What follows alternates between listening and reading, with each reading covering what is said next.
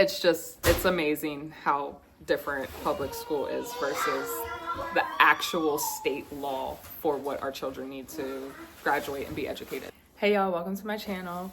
I just want to talk to you guys a little bit really fast about how to keep records for your homeschooler in a very small, as you can see, minimal, very easy, very simple, no stress whatsoever. This one right here personally has 2 children and 3 years of records. Now I know that where we are, we're required certain subjects, and by law they're not actually required to take them every single year, which blows my mind every time I read that law, every time I hear it, every time I confirm with other homeschool moms. And it's amazing how different public school is versus the actual state law for what our children need to graduate and be educated. So if you don't think that you have what it takes to homeschool, let me tell you, you have everything that it takes plus more to homeschool. I absolutely love this binder.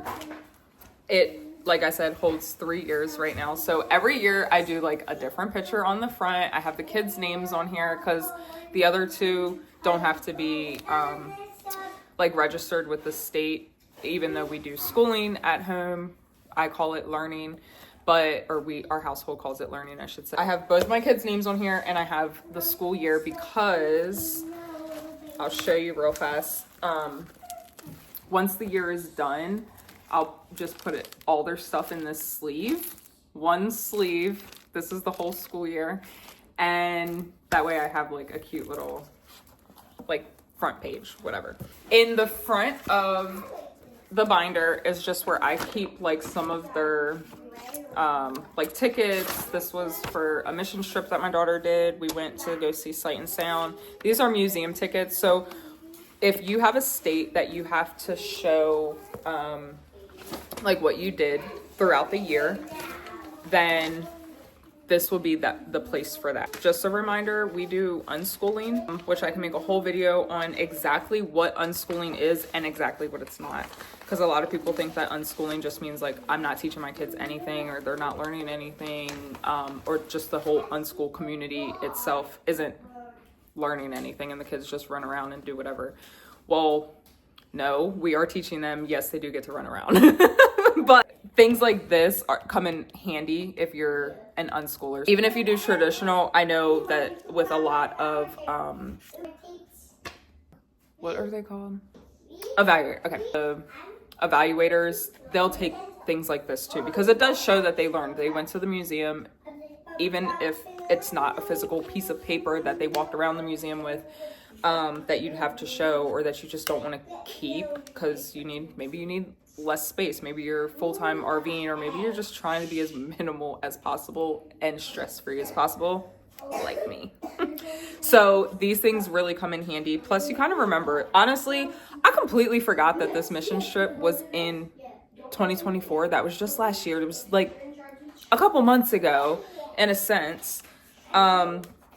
Years fly, time flies. So I'm glad that I have these things. So I keep all of this just in the front. They have their physicals in here, which I'm not going to show you, but I've kept them ever since just to have them for my own personal records. Again, it also kind of just like saves your butt if, God forbid, Karen next door is she even named Karen anymore? Does she have a different name? But anyways, is like calling children and youth like, oh my gosh, her kids are outside playing all day long and she doesn't send them to school.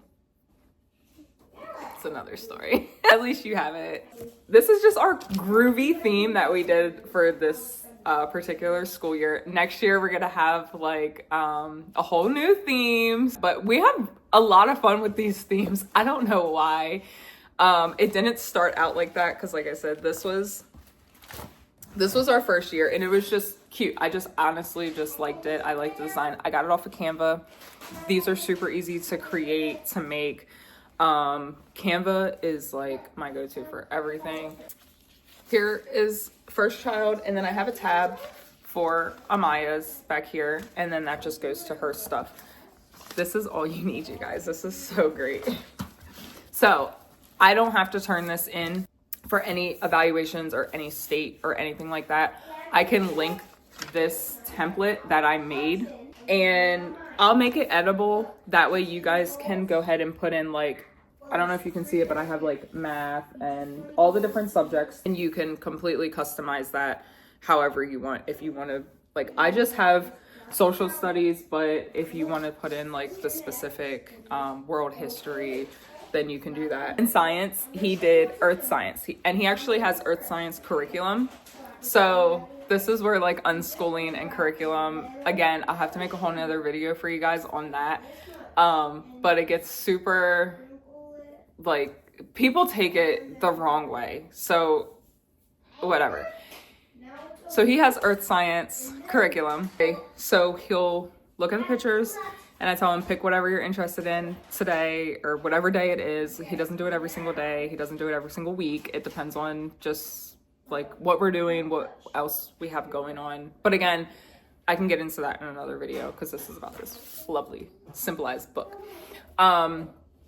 And then we will go through that part. So like if he sees a certain picture that he's really interested in, then we will start at the beginning of that particular chapter just so we get the whole lesson, if that makes sense. So we're actually learning. And some days we just pick up the book, open it, and read what that is.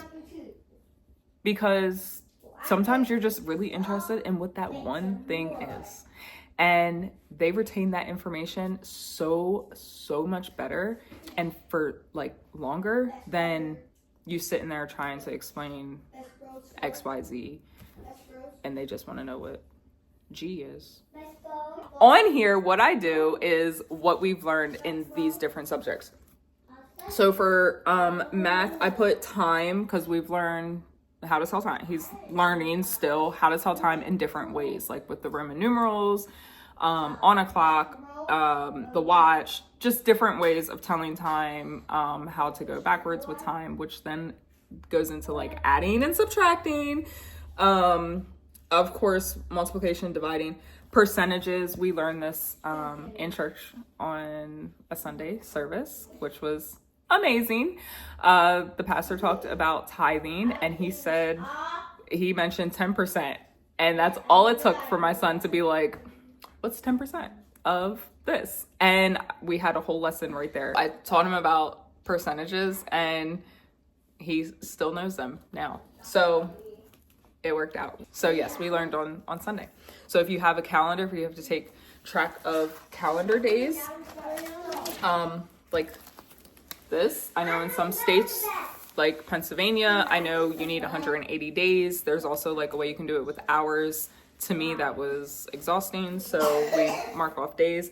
And as you see, there are tons of days. Most of these are like the whole entire month because honestly, it is very easy to learn, especially when you cultivate this lifestyle and you realize what you're learning. So I will get into this in a whole nother video as well. I have lots of videos coming for you guys because I get lots of questions all the time from family and friends, and just like on social media and stuff. But anyways, cooking class.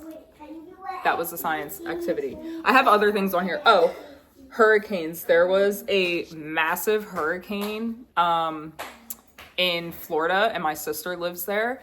And it was like the biggest hurricane that they've had in like 100 years, and she was in the path of that. So of course I use it as a prayer opportunity and also a lesson to teach the kids, like, what are hurricanes and how do they form? And no matter what your conspiracy theorists, want to say, we just do, the very simple. I keep it simple for the kids. These hurricanes are forming and what it means to have hurricanes, even the difference between hurricanes, twisters, tornadoes, the whole 9 yards. So that was a really fun lesson because it was happening in real life and we were getting information from her in Florida and also on the news and then through books and through the library. That's just one of those with unschooling. You learn through life and you retain it and it sticks and it's memorable and it's lasting. Social studies. That was the other thing. Voting. We had voting in November. Everybody knows how last year went. I'm not talking about who won. I'm just saying like the whole like text me every single day, 5 times a day to figure out who I'm voting for and why I shouldn't. And that was, I'm so glad that's over. We used it as a great opportunity to teach the kids about voting and elections. We had like our own little fun voting thing. There's, if you guys watch Henry Danger, they have an episode on voting and it's like the red chips or the blue chips. And if you know, you know. But that was also just another episode that I was like, hey, we should probably watch this because this is like a fun way of putting the whole voting. But we did dig into like the legitimate, like actually what was going on. The Bible Museum, we went to DC. DC has amazing museums and so many that are free. They have different instruments. So my son did a lot on the piano, the drums, the guitar. They did like a whole ballet performance for Christmas and it was the cutest thing ever. This wasn't me like, hey, you guys should do this. It was they did it on their own. They did it with their cousins and even the little kids. And it was my oldest like taught it. So it was really, really cool to see. Again, it's one of those, if you think you don't have what it takes to homeschool, trust me, you do. And if you think that your kids are like not going to learn anything because they're in public school and they come home on the weekends to get a break from being overstimulated and they do nothing, trust me, they will after they get some freedom and some time to themselves. Check with your state because some states, they require you to have certain safety lessons, like fire safety is a must in some states it's not. We also did water safety, so things like being at the pool, being at the beach, knowing what the color flags are at the beach. My kids know that now and I had no idea until now like I had no idea. It was literally last year that we went to, I seen a video actually about flags at the beach, and then we went to a beach and they had a flag up and I said, oh my gosh, I seen a video about this. So we dug into it, we read all the signs, we know what like riptides look like in the ocean, what to look for. I point that out to my kids every single time. I also point out the pool rules, whether they're like you think they're listening or not, I should say. They really are. And just having that like repetitiveness really helps. So swimming lessons, things like that, that all is part of health and safety and things like that. Going outside, bike riding, I have that on his list because it's a workout. If you've ever ridden a bike, first of all, whether you're in good shape or not, for them, it really is because they could be sitting on the couch eating a bag of chips all day long and absolutely getting no physical fitness whatsoever. And as an adult, even, you understand that. You should. So riding your bike, playing outside, playing at the parks, that all counts. Now, if it were like the toddlers, then I would put playground here for phys ed because they're a lot younger. They don't need to play soccer. They, but being on their bike even and just playing at the playground, climbing on the ropes and the courses and all that is physical activity and it's great and it does count. I have music and art in the same thing because it's not like we do a ton of art, a ton of music. It's really broken down very simply. They do music almost every single day. Also for art, we are doing, I've wrote it already on here because we're coming into Passover. And we're already starting our Passover like lessons. So we go through the Bible and we read about Passover, we read about Exodus, and then we have a bunch of like really cool Passover activities that we're going to be doing. Sometimes I'll go in here like this one, for example. I know that we're coming into this season of Passover, so we're coming into all of these activities that we're going to be doing. So it's easier just to kind of like put it in there. This is the other great thing about this. I will come to this book maybe once a month, maybe even once every other month, and then kind of just fill in a couple of things that we've done. It does not have to be every single thing, which is the great thing. It just has to have some things in it, which is also why this is kind of small, but it does give me enough space too that I can write in quite a few things because it's fun to look back and know, and also just have for your own sanity, like, okay, I really am teaching my kids. Because there are some days when I'm like, did we do anything this week? And then I'm like, oh, well, we did actually. Even if they just watched Miss Sarah, they learned Hebrew and they learned colors, they learned letters. Even for my 9-year-old, he'll watch Miss Sarah and he's still learning how to read. He's still learning a different language. So it's really cool that like that one YouTube channel, who I absolutely love, by the way. So if you're interested in learning if you're interested in learning Hebrew, I'll link her like channel just so you can see it. But it's Sing It with Miss Sarah, and she teaches the kids just like Miss Rachel, but she does like Hebrew words, so it's super fun. And then she has all of the biblical feasts and celebrations and stuff. So she did the Purim, and she did Passover and Hanukkah and all types of fun stuff. So, and we celebrate all those. So it's really cool. Rosh Hashanah and Shabbat and all that. Anyways, and I have other here for him because this is just like, what else did he kind of like learn that I either didn't know where to put or I could have put somewhere, but it was more just like Duolingo. I know I could have put that within English, but for me, I feel like it's just like an extracurricular. But it is very important for us and for what I feel.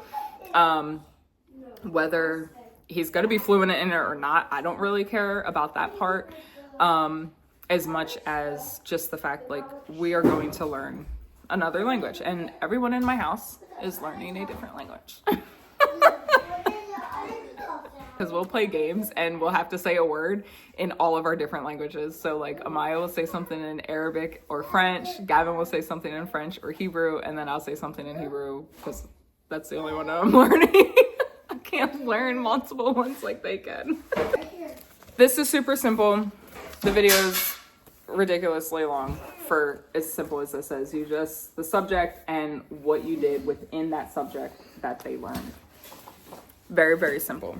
If you have a state that you have to do evaluations, this is great to have for your evaluations too, because you can just, when they're like, well, what did you do in science? Well, we did this and we did this and we did this, especially if you're unschooling. Now, if you're following curriculum, I guess that would be easier in a way to just be like, here, we did this whole like curriculum and they have all the subjects and here's their workbooks from the curriculum, which is fine, obviously. But specifically like for unschooling, this is great. I feel like it's been so helpful. And again, you only have to fill it out once a month, once every other month.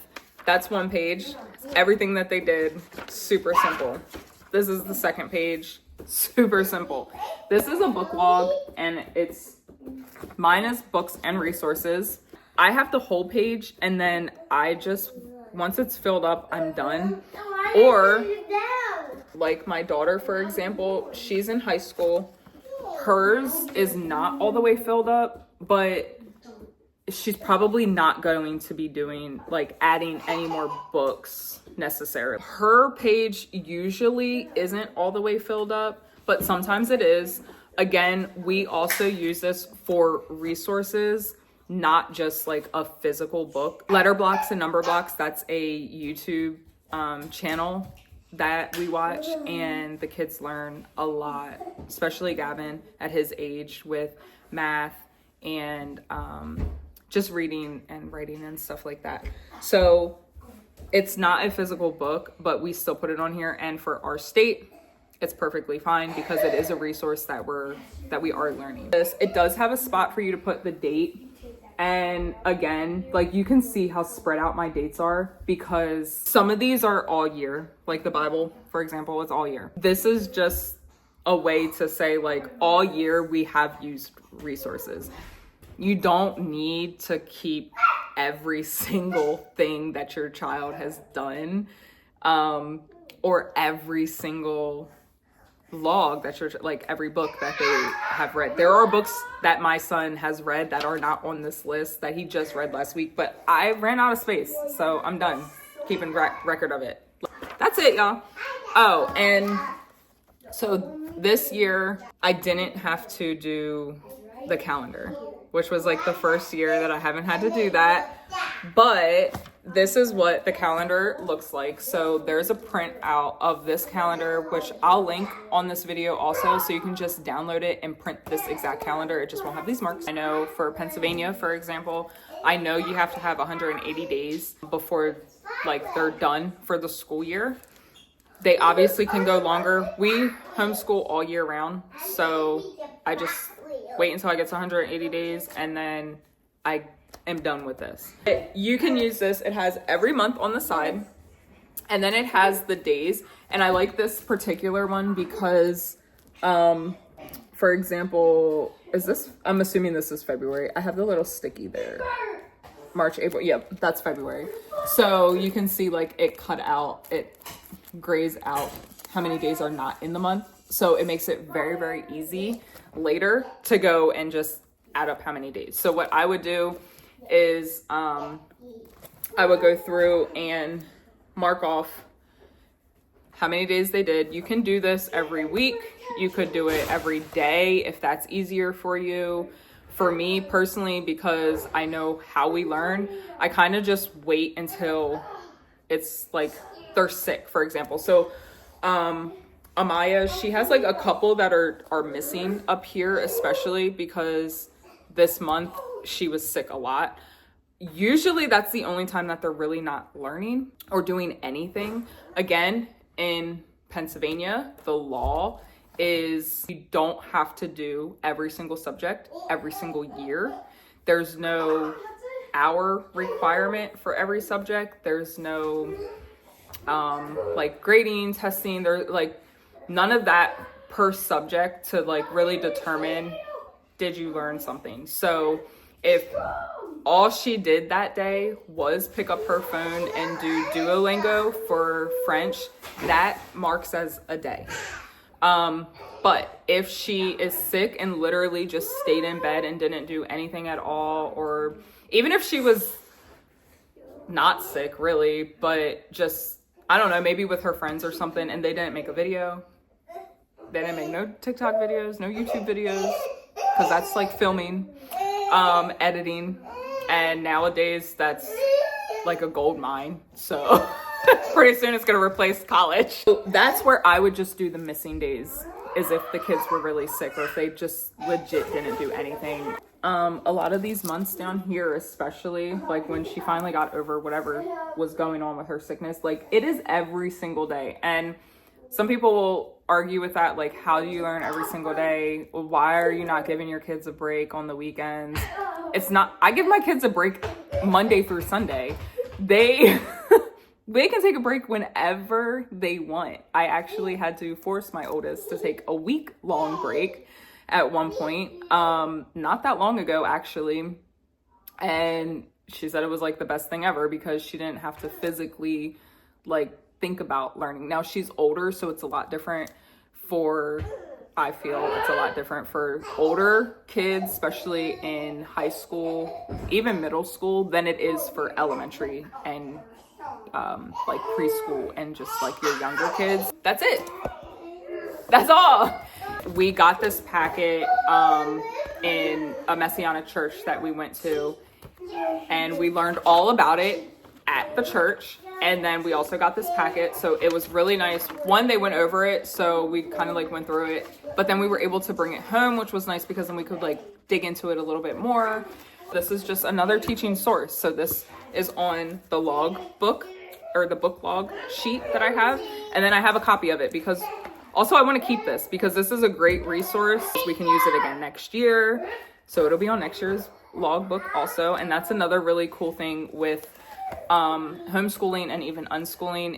You really have to think about what is most important for your child and for you, where you live, what they're interested in, of course. And that's not to say that, well, my kid's just interested in video games. I know a whole game school where they learn through games, and we learn through games. We have tons of games, and I love games. But anyway, I hope this was very helpful. Just get you a little, I think this is like the 1.5 inch ring binder. This has, again, 3 years of their schooling in it. This is both kids and their work that I kept with those papers. In the beginning of the book that I showed you, I'll put all these papers in with this year when I make this packet.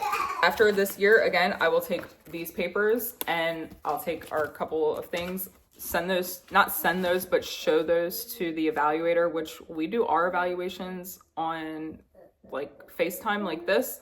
So I'll literally just hold up the book to the thing, show her what we did, tell her a little bit about it. So I hope this helped minimize, organize, and keep things as simple as possible for your homeschool journey. I hope you guys have a wonderful rest of your homeschool year, however you homeschool, however you unschool, and God bless you.